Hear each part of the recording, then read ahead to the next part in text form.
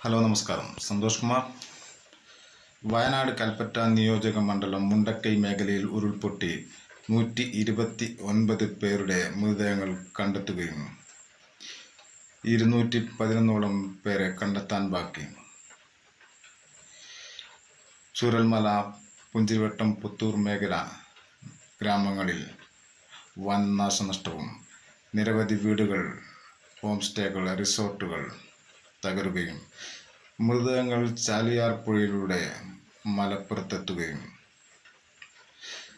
ചിന്നിച്ചെതറിയ മൃതദേഹങ്ങൾ കൺമുന്നിൽ നിന്നും നഷ്ടപ്പെട്ട അമ്മയുടെയും പെങ്ങന്മാരുടെയും മക്കളുടെയും മറ്റ് കുടുംബാംഗങ്ങളുടെയും ഓരോ വീട്ടിൽ നിന്നും 2 മുതൽ 24 പേർ വരെ നഷ്ടപ്പെട്ടവരുടെ കഥകൾ, കാണാതായവരുടെ കഥകൾ.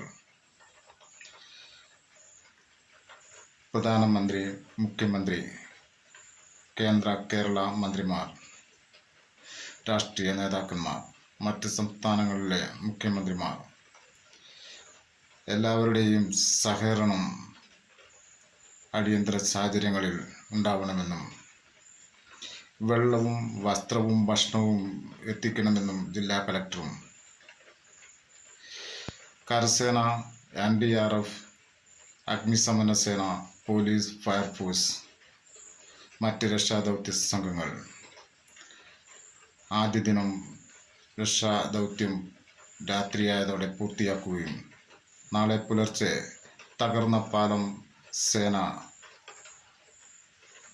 പുതിയ പാലം നിർമ്മിച്ച് രക്ഷാപ്രവർത്തനം തുടരും. 41 ക്യാമ്പുകളിലായി 4000ഓളം പേർ. എൻ്റെ വീഡിയോകൾ കൂടുതൽ കാണുന്നതിന് വേണ്ടി ലൈക്ക് ചെയ്യൂ, ഷെയർ ചെയ്ത് സബ്സ്ക്രൈബ് ചെയ്ത് സഹകരിക്കും.